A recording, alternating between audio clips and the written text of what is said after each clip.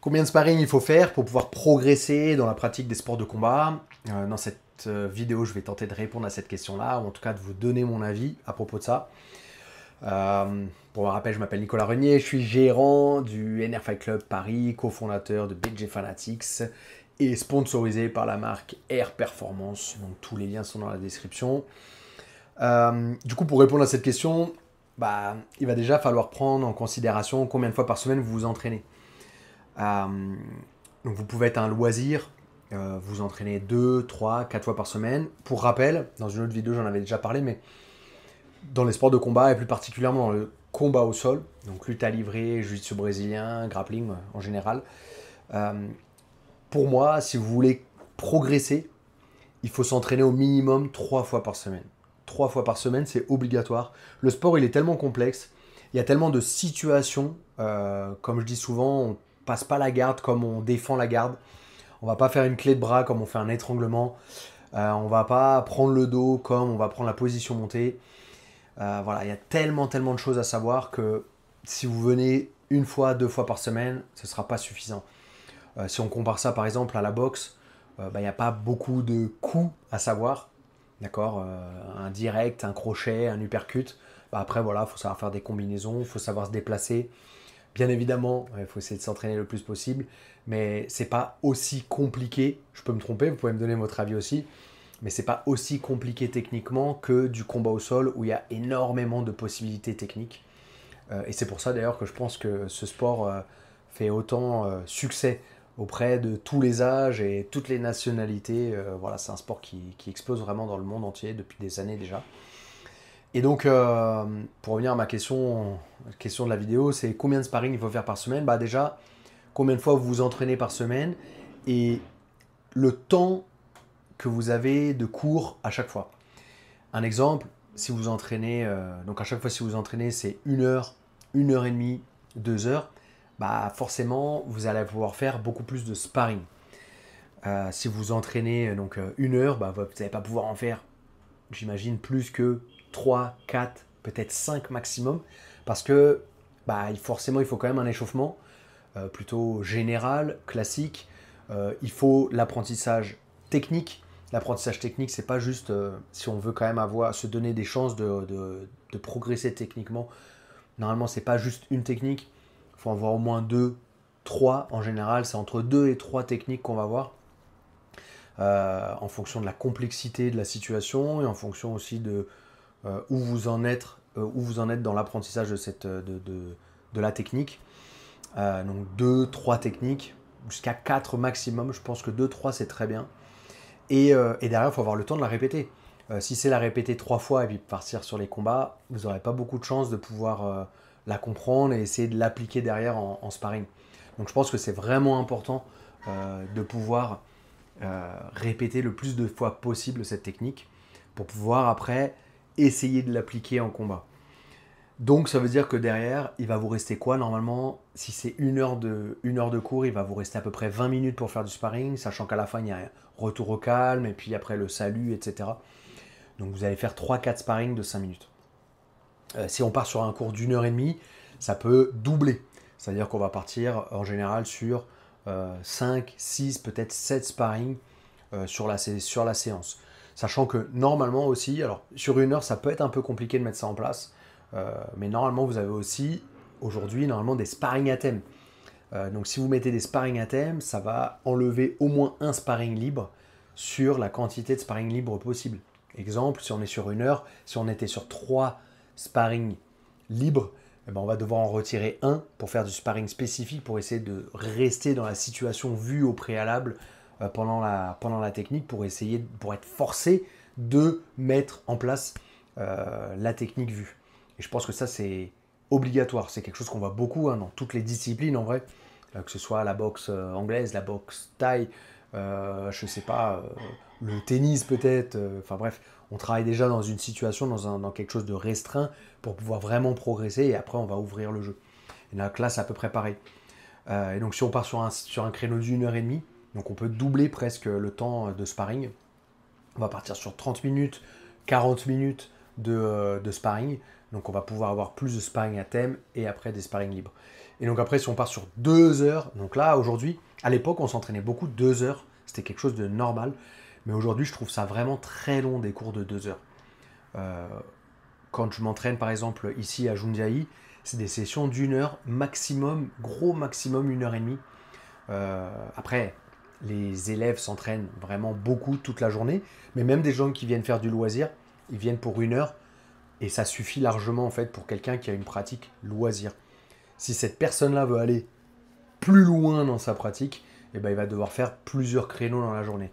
Et je trouve que c'est pas mal parce que ça force du coup à faire plus de techniques euh, en comparaison des sparring, euh, de la proportion des sparring dans la séance ou dans la journée. Donc pour moi, pour pouvoir vraiment progresser, je pense que vous, si vous partez sur une pratique plutôt loisir, je pense que 3 sparring dans la journée, donc si vous faites un entraînement par jour, on va imaginer, un entraînement par jour, je pense que 3 sparring, ça suffit largement. Euh, Si vous êtes sur une pratique compétition, je pense qu'il faut faire au moins par jour, au moins par jour, 6, 8 et jusqu'à 10 sparring. Maintenant, attention, comme toujours, quantité ne veut pas dire qualité. C'est pour ça que ça va être très important de comprendre ce que je vais dire maintenant. En fait, ce que j'ai repéré, ce que j'ai compris avec le temps, c'est que donc on fait un sport qui nous donne énormément d'hormones, de plaisir. Et donc en fait, à terme, on va se laisser beaucoup emmener par ces hormones et on va vouloir presque plus que pratiquer en fait. On va venir à l'entraînement pour la recherche de ces hormones et la recherche du plaisir. Donc c'est pas amené par l'apprentissage de la technique, mais c'est amené par euh, les sparring. Et donc plus je vais faire de sparring, plus je vais avoir de plaisir. Sauf que où est-ce qu'il est le piège? C'est que ce plaisir, je ne vais plus l'avoir. Alors, je vais l'avoir au début, ça va être dur au début, je vais me faire battre régulièrement, mais au fur et à mesure, je vais voir des progrès. Progrès, jusqu'à un niveau que je me suis fixé. Donc en fonction des personnes, certains c'est je veux être ceinture bleue, d'autres c'est je veux plus me faire soumettre, d'autres c'est je veux passer la garde, d'autres c'est je veux prendre le dos de tout le monde, d'autres c'est je veux soumettre 10 fois tout le monde à chaque sparring. Voilà, ça va dépendre. Chacun va se fixer ses propres objectifs. Une fois qu'il aura atteint plus ou moins son objectif, bah, il sera satisfait et il va rester dans sa zone de confort en général. Et en fait, donc faire après tout le temps les sparring quasiment de la même façon. Et donc, qu'est-ce qui va se passer avec le temps? En fait, il va faire ses sparring, mais un jour ou l'autre, ceux qui sont, on va dire, moins bons que lui, bah lui, en fait, ça va être le repère. Et donc, au fur et à mesure, les gens qui sont arrivés après, eh ben, ils vont vous aller chercher cette personne-là, et puis jusqu'à la dépasser. Et donc, en fait, cette personne qui s'est fixée, donc je sais pas, mon objectif, c'est plus de me faire soumettre, et ben en fait, elle va stagner, et au fur et à mesure, elle va être dégoûtée un petit peu du sport. Pourquoi? Parce que elle ne va plus progresser et elle ne va plus avoir ce contrôle sur les autres qu'elle avait. Et donc en fait, au fur et à mesure, bah, elle va arrêter de s'entraîner parce que bah, elle aura tout misé sur un truc qui n'était pas bon en fait. Et donc en fait, une fois qu'elle a atteint ce truc-là, bah, après c'est je veux faire que des sparring, que des sparring, que des sparring, que des sparring. Sauf que les sparring en eux-mêmes, si on n'a pas la discipline et si on n'a pas eu un moment d'étude dans la semaine pour voir des nouvelles choses et travailler des nouvelles choses, eh bien on va pas progresser. Et en fait, donc c'est le problème qui vient se poser beaucoup dans nos clubs, dans notre sport, c'est que on s'entraîne, on arrive à un niveau, et en fait on reste dans ce niveau-là, et donc on veut faire que des sparring parce que c'est ça notre plaisir. Sauf que ce plaisir-là, au bout d'un moment, il va s'éroder parce que on ne progresse plus et tout le monde va commencer à nous dépasser, et tout le monde va commencer, on va plus réussir à dominer les adversaires, nos partenaires d'entraînement, et du coup, bah voilà, on va commencer à avoir moins de plaisir à venir à l'entraînement. Donc déjà, la première chose à faire, c'est de miser sur l'apprentissage de la technique. Il faut progresser. Toutes les semaines, c'est là-dessus que vous devez miser, c'est apprendre des nouvelles compétences, apprendre des nouvelles techniques, apprendre des nouvelles techniques dans des nouvelles situations qu'on connaît moins et qu'on maîtrise moins. Et même des choses qu'on maîtrise bien, il faut voir des nouvelles choses. Ensuite, au niveau des sparring, en fait, il faut arrêter de vouloir se mettre dans un état second, dans un état où presque notre cerveau ne réfléchit plus Et en fait, on déroule la machine, on déroule, on déroule, on déroule, on déroule.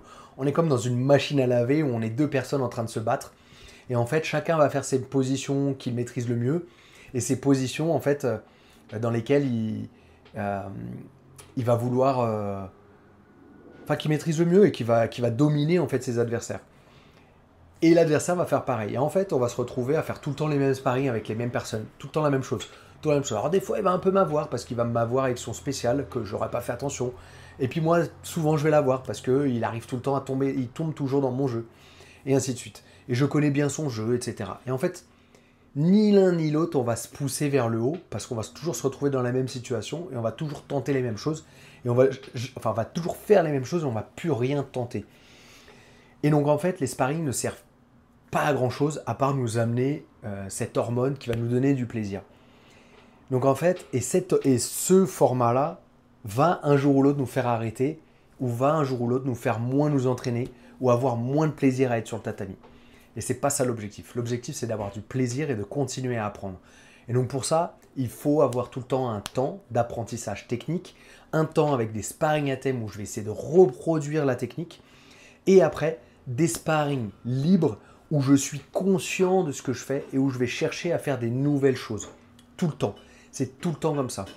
Et c'est là où je veux en venir, c'est que si jamais vous commencez à rentrer dans cet état second de genre, je ne suis quasiment plus lucide sur ce que je fais et je suis dans cette machine à laver avec mon partenaire, vous devez faire une pause dans votre sparring. Non, pas dans votre sparring, pardon, dans votre session de sparring. Par exemple, il y a 6 sparring aujourd'hui possibles. Eh ben, n'hésitez pas à couper à la moitié pour reprendre vos esprits, vous reconcentrer, boire de l'eau, manger quelque chose de sucré, regarder un petit peu ce qui se passe autour de vous et revenir un peu plus frais dans votre prochain sparring, ce qui va être beaucoup plus rentable que de juste être dans la machine à laver et de vouloir à tout prix tourner, tourner, tourner parce que c'est que comme ça, parce qu'il faut que j'ai du cardio, parce qu'il faut que j'ai de la force et parce qu'il faut que je tourne à tout prix. C'est pas ça. Ça va vous emmener nulle part. Et je sais de quoi je parle, ça fait plus de 25 ans que je m'entraîne, et ça fait maintenant 2-3 ans que je m'entraîne avec l'une des meilleures équipes au monde, et c'est comme ça qu'il fonctionne. Et c'est aussi comme ça que la plupart des clubs de haut niveau fonctionnent. Donc faut pas hésiter à me faire une pause, et c'est pas parce que vous faites une pause que vous êtes un faible, et c'est pas parce que vous faites une pause que vous allez perdre votre entraînement. Non, à partir du moment où dans votre entraînement, vous avez appris une chose, vous avez réussi à reproduire quelque chose que vous avez appris, en fait, votre entraînement il est déjà gagné et tout ce que vous allez faire en plus, bah, c'est du bonus. D'accord? Et donc, il faut relativiser par rapport à tout ça. Maintenant, c'est sûr que si vous faites que 2 sparring par entraînement, genre j'en fais un, je me repose 3, et j'en refais un, et l'entraînement est terminé, bah oui, ça va être dur de progresser. Donc après, c'est à vous d'être franc envers vous-même et de voir si vraiment vous avez besoin de cette pause-là. D'accord? Parce que souvent aussi, notre cerveau, il va nous convaincre qu'il nous faut cette petite pause parce que notre cerveau, ah mais attends, repose-toi un peu, t'es fatigué, tranquille, va discuter avec le mec qui est assis là-bas, tranquille, etc. Non, après il faut être franc, faut être objectif envers soi-même et voir, attends, j'en ai fait un, j'ai pas besoin de me reposer maintenant, j'en fais un, deux, trois, pourquoi pas faire une petite pause? Je regarde un peu ce qui se passe, je respire un peu, je reprends mes esprits, ok, attends, c'était quoi mon objectif aujourd'hui? Ah ouais, je voulais apprendre à passer la garde à distance. Ok, bah c'est parti. Je vais retravailler ça là parce que sur le dernier sparring, je me suis un peu éloigné. Je suis revenu sur mes acquis. C'est pas ça que je veux. Je veux progresser. Donc je vais revenir là-dessus. Allez, c'est reparti. Et ainsi de suite. Et vous faites comme ça en fait pendant tout votre entraînement. C'est se concentrer sur des choses que vous devez apprendre. C'est vraiment important. Et un truc que je dis souvent, c'est aussi avant l'entraînement, n'hésitez pas à noter.